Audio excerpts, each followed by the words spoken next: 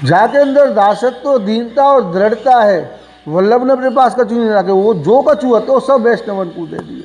स्वयं जो आराध्य थे वो आराध्य भी वल्लभ ने उन सब वैष्णवन को दे दिए। तो वैष्णव के हृदय में दासत्व, दीनता, दृढ़ता, ये 3 गुण तो होनी चाहिए। और मानवता सर्वप्रथम गुण है। दूसरों को कल्याण करे, अपने दूती को मार्ग है। दूती को मार्ग मतलब क्या है कि जो हमने श्री वल्लभ से प्राप्त करो है वो दूसरे वैष्णव को दें, ताकि वाकू वैष्णव शुद्ध स्नेह, शुद्ध स्वरूप से वैष्णव बना के वाकू प्रभु की प्राप्ति करावें।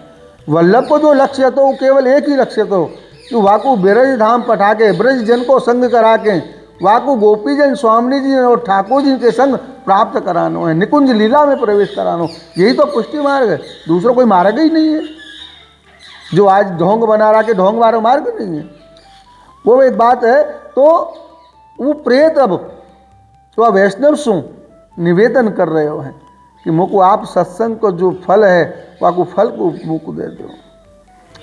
तो प्रेत नहीं कर रहे हैं वो ना, तो माने कही के तुम वह सत्संग को एक बूंद मुझको दे दो तो भी मैं प्रेत योनि से मुक्त हो जाऊंगा। देखो एक बूंद तो भी वैष्णव नहीं कर रहे हो ना, मैं तो कोई एक बूंद नहीं दूंगा, तू भले ही मुझको मार दे।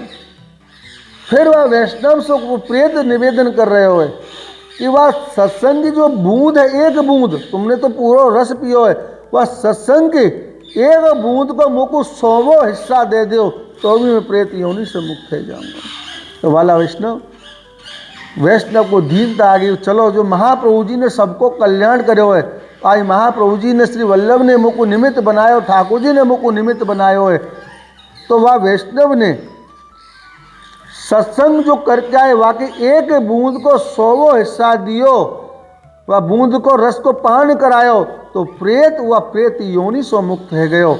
तो हमारे यहाँ कहावत है और हकीकत है, एक पल को सत्संग 1000 वर्षों की तपस्या के बराबर होता है। 1000 वर्षों एक पल का सत्संग। जितने भी जो भक्त हुए ना, भगवदीय हुए, हमारे जो प्रभु को जो प्राप्त करो है, ब्रज में भी प्रभु को गुणगान करो जाए, माला लेके न बैठो जाए।